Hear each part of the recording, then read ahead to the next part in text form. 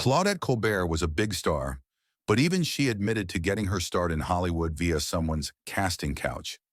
In fact, she told an interviewer that the only star she knew of who made it without resorting to the couch was Bette Davis. She did not elaborate on that statement, but given Bette's prestigious Broadway reputation, it might be reasonable to assume that she was too valuable to risk losing her to another studio. Besides, she was signed up long before she arrived in good old Tinseltown anyway. Casting couch was original and normal in old Hollywood. All the old actresses had to go through it one day or the other. No producer, actor, or legend from Hollywood ever let go of an incident where they found an opportunity to exploit new or even old actresses and actors. Stay with us as we unveil some of the greats from old Hollywood who were proved to be the casting couch monsters. Mack Sennett. Mack Sennett is often hailed as the king of comedy for his creation of the iconic Keystone Cops, but he is also Con as Dare, the pioneer of casting couch in Hollywood. During the silent film era, Sennett introduced the Bathing Beauties, a troupe of young actresses whose primary role was to add visual appeal to his slapstick comedies. However, behind the scenes, many of these women endured exploitation. Sennett reportedly auditioned countless women in private, leveraging his position of power to coerce them into compromising situations in exchange for roles. Aspiring actresses, desperate to break into Hollywood, faced an unspoken rule: submit to Sennett's advances or risk losing their shot at stardom. Those who refused were swiftly replaced, as the line of hopefuls waiting for their big break seemed endless. The casting couch became an open secret in the industry, normalized by the lack of accountability and the power imbalance between male studio heads and vulnerable actresses. Sennett's behavior set a precedent, paving the way for similar exploitation across Hollywood. While he is remembered for revolutionizing comedy, his actions contributed to a toxic culture that would persist in the industry for decades. Daryl F. Zanuck. Daryl F. Zanuck was one of the most powerful figures in Hollywood's golden age, but his legacy carries a dark shadow. As the head of 20th Century Fox, Zanuck produced iconic films like The Grapes of Wrath and The Sound of Music. Yet behind glamour, he was infamous for exploiting his power over young actresses. Zanuck's so-called afternoon meetings were an open secret in Hollywood. These weren't about scripts or auditions. They often involved aspiring actresses summoned to a small bedroom next to his office. It's said that every day he reserved time for these encounters. This wasn't rare in old Hollywood, but Zanuck's behavior became a textbook example of the infamous casting couch. One notable story involves Judy Holliday, an aspiring actress at the time. When Zanuck propositioned her, she walked out. Holliday later said she knew what was expected and refused to comply. Although it may have slowed her career at first, she eventually earned an Oscar for Born Yesterday.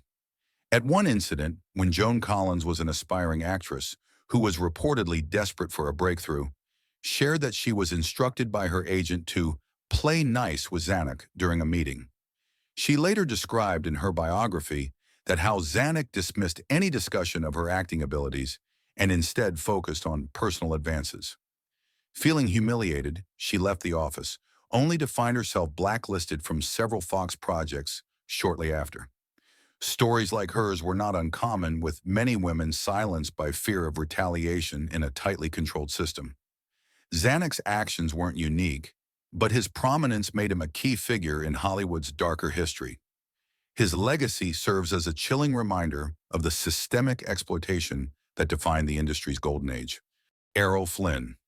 Errol Flynn was another predator who was also considered the casting couch monster by many of the females of his era. He was the dashing swashbuckler of Hollywood's golden age. Flynn became an icon with films like The Adventures of Robin Hood and Captain Blood. His charm and good looks captivated audiences, but his off-screen life was plagued by scandal.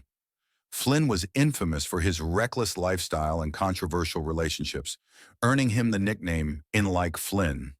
That charm, however, masked a much darker reality, as multiple allegations of misconduct followed him throughout his career. In 1943, Flynn faced one of Hollywood's most sensational trials, accused of statutory physical misconduct by two teenage girls, Betty Hansen and Peggy Satterley. Hansen claimed Flynn assaulted her during a party, and Satterley alleged a similar incident aboard his yacht. The media turned the trial into a circus, with Flynn maintaining his innocence and his defense team focusing on discrediting the accusers. Despite graphic testimonies, Flynn was acquitted, but the trial cemented his reputation as a man who pursued very young women. Flynn's behavior wasn't an industry secret. Actress Beverly Adland, who had a relationship with him at just 15, described him as charming but manipulative, claiming he groomed her with gifts and promises of fame. Even his wife, Nora Eddington, spoke of his infidelity and self-destructive tendencies, which often involved young women. Hollywood largely protected Flynn due to his star power. Studios overlooked his actions to maintain his image and profitability.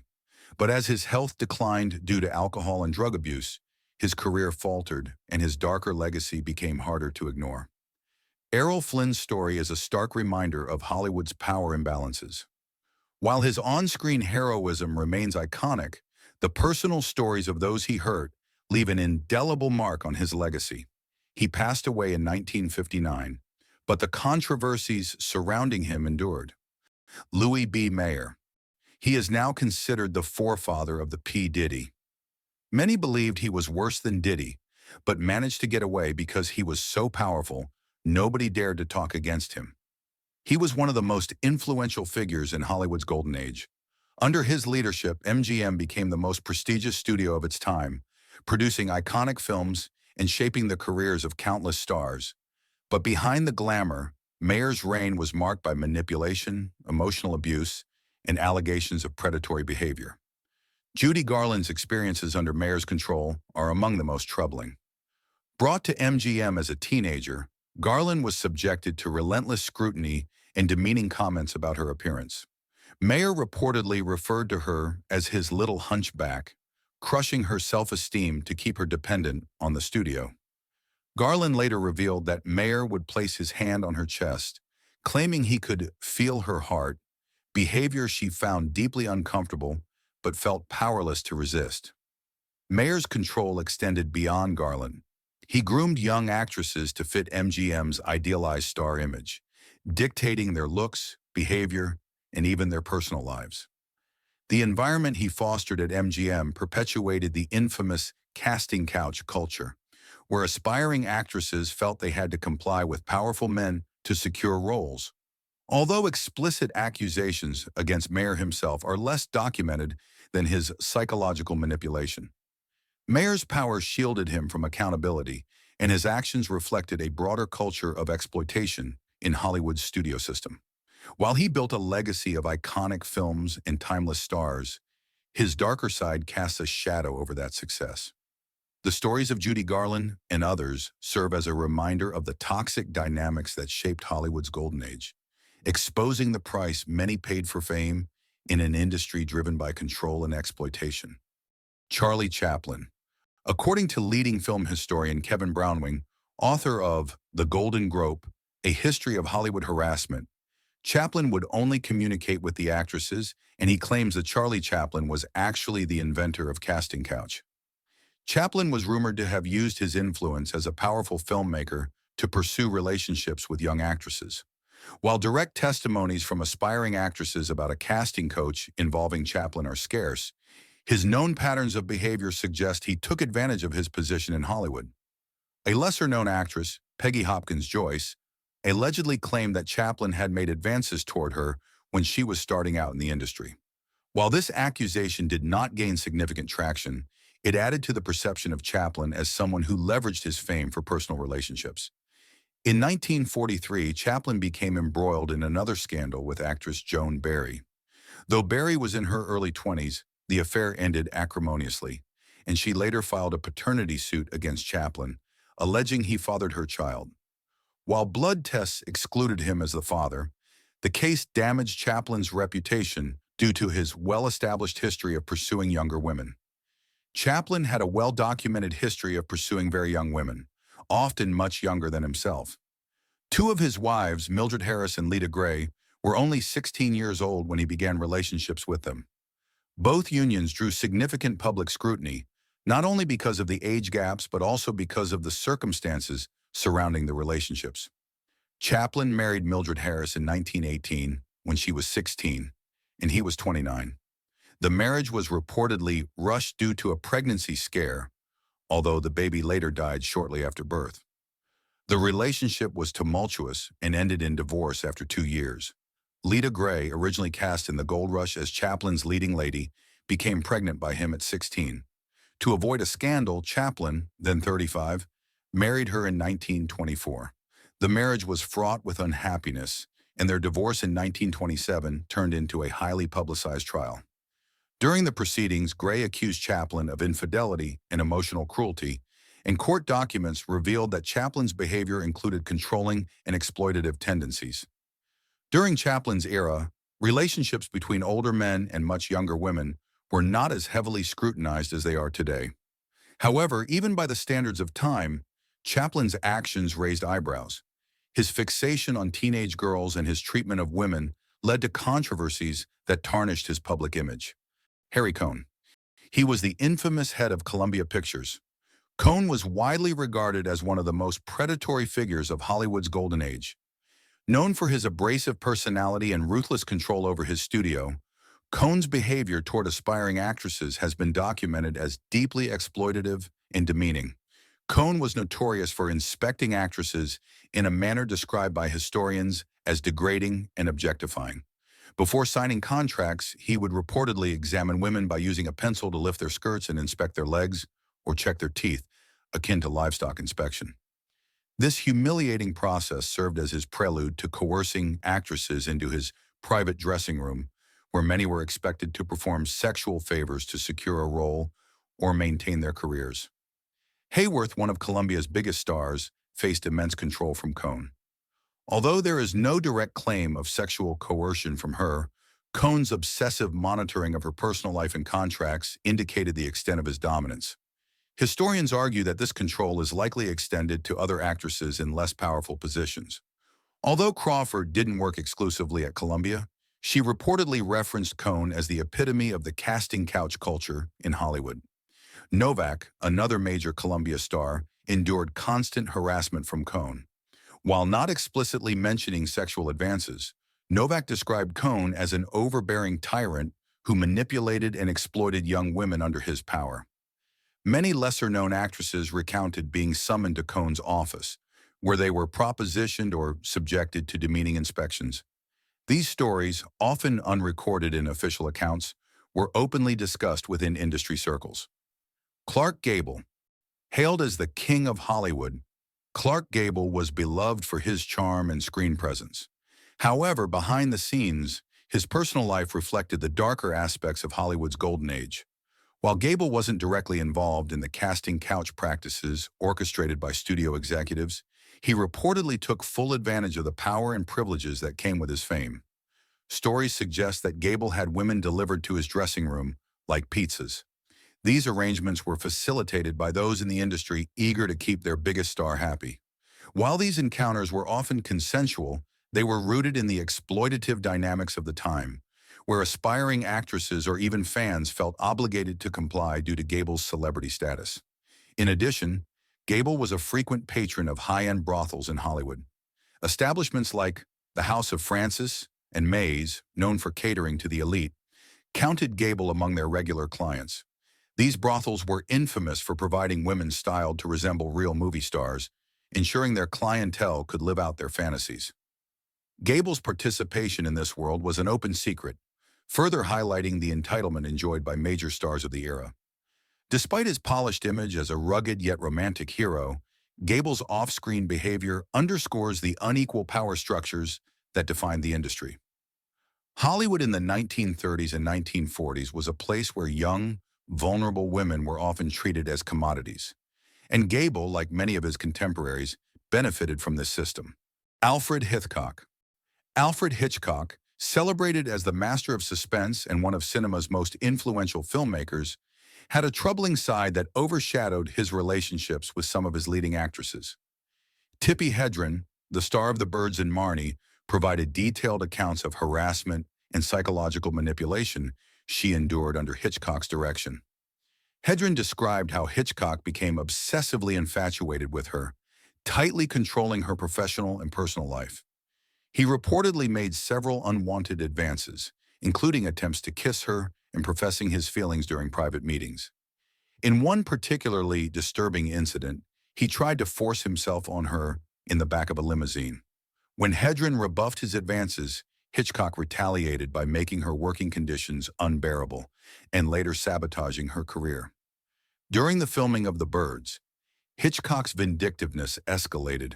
In a key scene where Hedren's character is attacked by birds, he insisted on using live birds instead of mechanical ones, subjecting her to 5 grueling days of physical and emotional torment. The birds pecked and scratched her repeatedly, leaving her battered and traumatized. Hedren later described the experience as brutal and relentless, a clear example of Hitchcock using his power to punish her for rejecting him.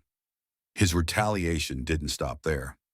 After Marnie, when Hedren tried to break free from her contract, Hitchcock effectively blacklisted her by refusing to allow her to work with other directors, stalling her career for years. Hedren was not the only actress to face Hitchcock's obsessive tendencies. Vera Miles, another of his muses, encountered his wrath when she decided to step back from acting to start a family.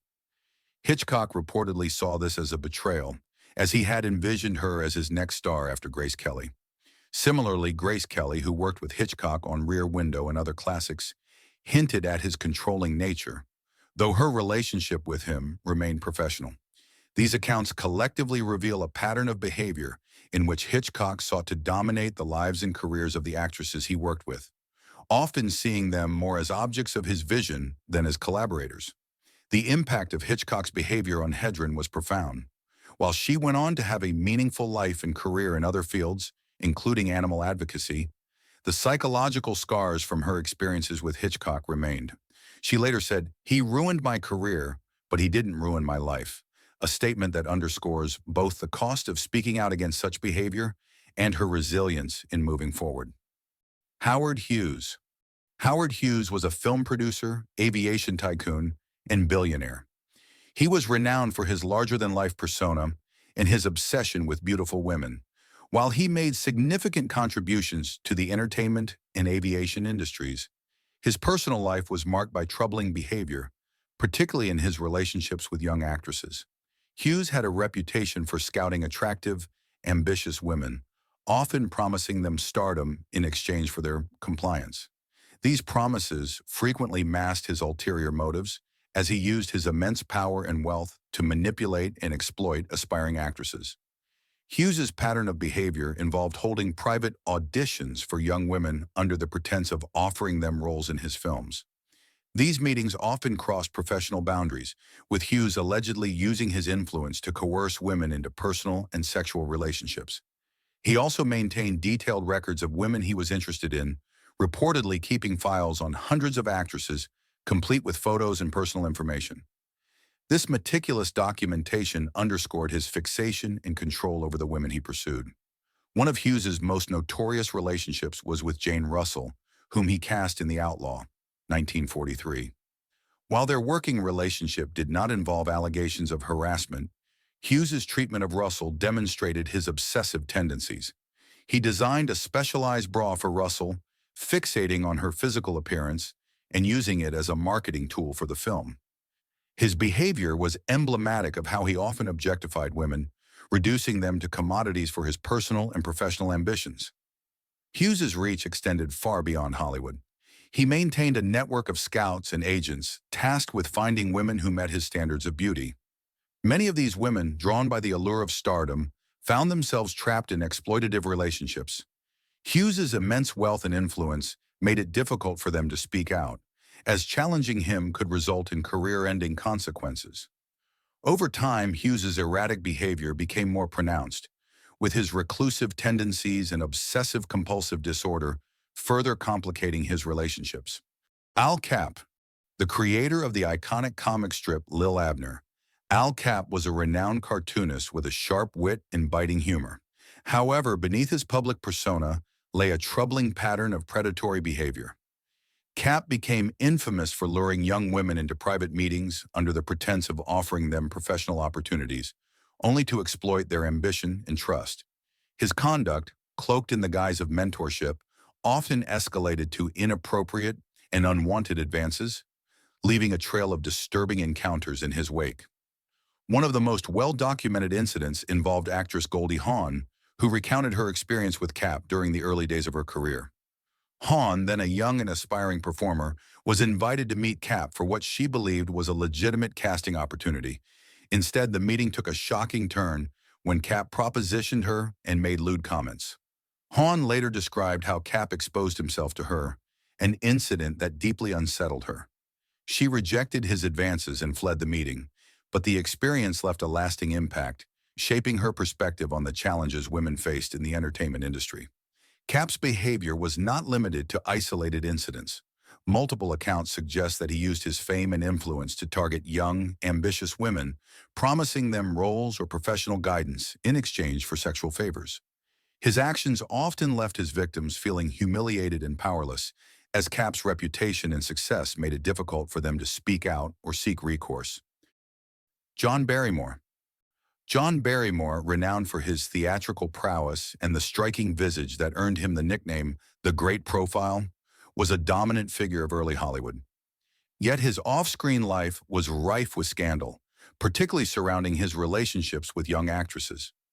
Barrymore was known to charm and manipulate aspiring performers who sought his mentorship, using his wit and fame to gain their trust before allegedly exploiting them. One of the most infamous accounts involved a young actress who later recalled Barrymore inviting her to his dressing room under the pretense of discussing her career. She alleged that once alone, Barrymore became inappropriate, making advances that left her uncomfortable and humiliated. Although she managed to escape, she later stated that Barrymore's influence and connections left her feeling powerless to speak out at the time.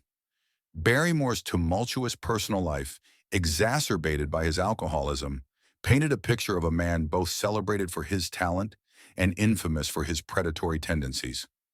Actresses who worked with him often spoke about his charm and volatility, hinting at the darker aspects of his persona. His marriages, including a highly publicized union with 17-year-old actress Dolores Costello when he was 39, further solidified his reputation as someone who blurred boundaries. Costello herself reportedly described Barrymore as both brilliant and destructive, a man whose demons often overshadowed his brilliance. Frank Sinatra. Frank Sinatra, with his unparalleled charisma and golden voice, dominated both music and film during his career. Yet behind the glitz and glamour lay troubling rumors about his treatment of women. Sinatra was surrounded by the indulgent culture of the Rat Pack, a group notorious for its hedonism and sense of entitlement, often at the expense of young women. One particularly unsettling account came from an aspiring actress who recounted being invited to a private dinner with Sinatra under the guise of mentorship. She alleged that Sinatra began the evening with casual advice about the industry, but quickly turned the conversation personal, making her feel objectified. When she refused his advances, she claimed Sinatra dismissed her with a warning about how difficult it was to succeed in Hollywood without the right friends. In another instance, Sinatra was rumored to have used his connections to pressure an actress into joining him at an after-party. While no direct allegations of assault emerged publicly, the power imbalance and implicit threats of blacklisting created a toxic environment for young women. Sinatra's larger-than-life persona and associations with influential figures like studio heads and politicians made it nearly impossible for victims to come forward. Bela Lugosi. Bela Lugosi, immortalized as the definitive Dracula, captivated audiences with his gothic allure. However, his personal life carried whispers of troubling behavior, particularly involving young actresses desperate for a foothold in Hollywood. As Lugosi's career waned, his alleged predatory tendencies reportedly became more apparent, compounded by his struggles with addiction. An aspiring actress once recounted a disturbing encounter with Lugosi, claiming that he invited her to his home under the pretense of rehearsing a scene. Once there, she alleged that Lugosi's demeanor changed, and he made unwanted advances.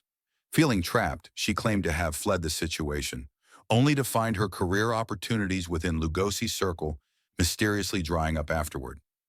Lugosi's declining fame and financial struggles reportedly made him more desperate, which some believe intensified his predatory behavior. Though less prominent than others in casting couch scandals, his actions reflected the broader culture of exploitation that persisted in Hollywood. Spencer Tracy. Spencer Tracy, celebrated as one of Hollywood's finest actors, was known for his intense on-screen presence and complex personal life. While his long-term relationship with Katharine Hepburn painted a picture of a committed partner, rumors about his interactions with younger actresses painted a more troubling narrative. An insider once alleged that Tracy would frequently mentor up-and-coming actresses, offering guidance and career advice in private settings. One actress reportedly described an incident where Tracy invited her to dinner to discuss a role, but used the opportunity to proposition her. She claimed that when she refused, Tracy subtly warned her about the consequences of not cooperating with powerful men in the industry. Tracy's high status in Hollywood, coupled with his close ties to major studios, meant that accusations against him rarely surfaced publicly. However, whispers about his behavior continued, with some actresses describing him as both charming and intimidating. While his legacy remains as a brilliant actor, these stories reveal the complexities of his personal life and the power dynamics he wielded. These stories from old Hollywood highlight how the casting couch culture extended beyond studio executives to include prominent actors who leveraged their fame to exploit aspiring talent. The silence surrounding these allegations during their lifetimes reflects the pervasive fear and systemic complicity of the era, leaving a legacy of exploitation that continues to cast a shadow on the industry's golden age. Harvey Weinstein. Harvey Weinstein became the face of Hollywood's casting couch culture after allegations of his sexual misconduct surfaced in 2017. Once a powerful producer and co-founder of Miramax and the Weinstein Company, Weinstein's influence in the entertainment industry was unparalleled, producing Oscar-winning films and launching countless careers. However, beneath his success lay a predatory pattern of abuse, where aspiring actresses and professionals were coerced or manipulated into uncomfortable situations under the guise of career advancement. Dozens of women, including high-profile actresses, accused Weinstein of harassment, assault, and using his power to silence victims. Reports revealed a systemic pattern: private meetings in hotel rooms, non-disclosure agreements, and the leveraging of his industry clout to control his victims. His behavior was an open secret in Hollywood for decades, with many staying silent out of fear or financial dependency. Weinstein's exposure catalyzed the global Me Too movement, empowering survivors to speak out against systemic abuse. Convicted on multiple counts of sexual assault, Weinstein's downfall marked a significant shift in holding powerful figures accountable for exploiting their positions. Actresses who spoke against the casting couch. Almost every actress in old Hollywood had to endure the pain of casting a couch one way or the other. Some were happy to do that as they needed more and more roles, but some were not ready to do that.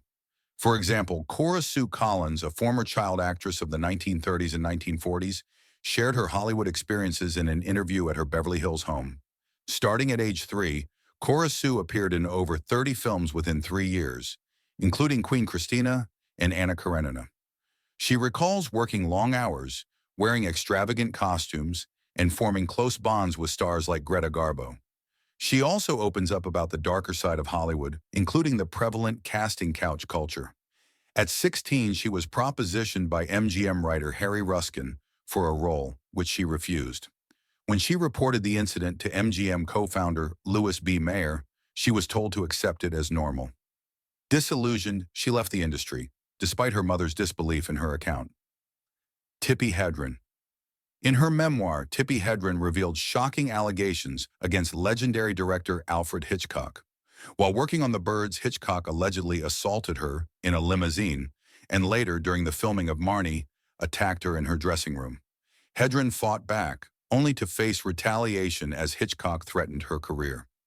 Reflecting on her experiences and the Weinstein-era revelations, Hedren remarked that harassment was pervasive and not limited to the film industry.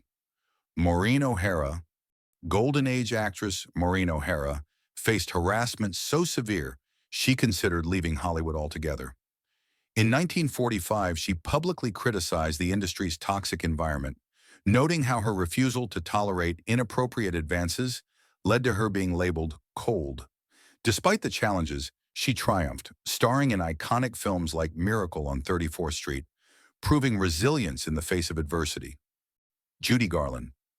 Judy Garland's rise to fame as a teenager was marred by abuse, particularly from MGM co-founder Louie B Mayor. According to her biographer, Gerald Clark, Mayor repeatedly groped Garland under the guise of guiding her heart. Although initially silent, Garland eventually confronted Mayor, demanding he stop his behavior. Her bravery highlighted the pervasive culture of exploitation during Hollywood's golden age. Marilyn Monroe. Marilyn Monroe was vocal about the industry's wolves who preyed on aspiring actresses. She described Hollywood as an overcrowded brothel where roles were often contingent on submitting to men in power. Monroe herself endured abuse, but warned others to be wary, offering a candid glimpse into the casting couch system in her interviews. Shirley Temple. Even as a child star, Shirley Temple was not spared from Hollywood's predators. In her memoir, Child Star, she recounted an incident where an MGM producer exposed himself to her at the age of 12. Temple's laughter at the absurdity of the situation led to her being expelled from his office, a chilling reminder of the industry's exploitation of even its youngest talents. The golden age of Hollywood, often celebrated for its glamour and timeless classics, carried a shadowed truth beneath its dazzling exterior. The casting coach, a term that became synonymous with abuse of power in the industry, was not just practice. It was a system built on the imbalance of power and the silencing of victims.